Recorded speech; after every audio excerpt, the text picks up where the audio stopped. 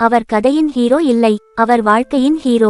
மனிதம் மாறிய உலகத்தில் மனிதநேயம் மறையாத நாயகன் விஜயகாந்த். அவர் 1952ஆம் ஆண்டு ஆகஸ்ட் 25ஆம் தேதி மதுரையில் பிறந்த சீனிவாசன் திரையுலகில் சிவா அல்லது விஜயகாந்த் என அழைக்கப்படுகிறார்.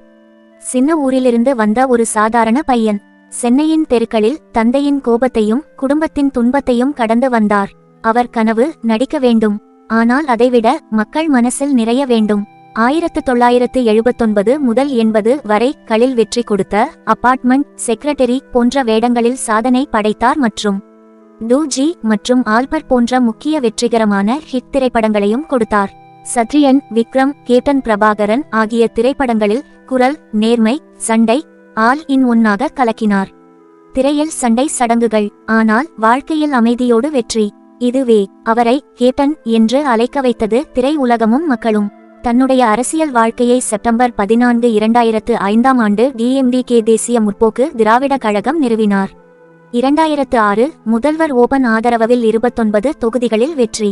நான் அரசியல் செய்வேன், ஏனென்றால் உண்மையை கேட்க யாரும் முன் வரமாட்டாங்க. உடல்நிலை குன்றியதும் பேச்சு மங்கியது.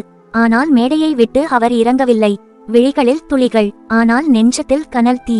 வீரம் பேச முடியாமல் போனாலும் பார்வை சொல்லும், நான் போராடியவன், இன்னும் போராடுவேன். அவர் வாழ்ந்தார் நம்மை நேசிக்க.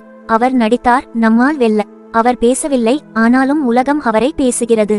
நாம் அவரை பாராட்ட வேண்டாம், அவரை போல் வாழ முயலுங்கள். அதுதான் உண்மையான மரியாதை. இவை போன்ற தகவல்களுக்கு நம்ம சேனல்ல சப்ஸ்கிரைப் பண்ணி என்னை தொடருங்க.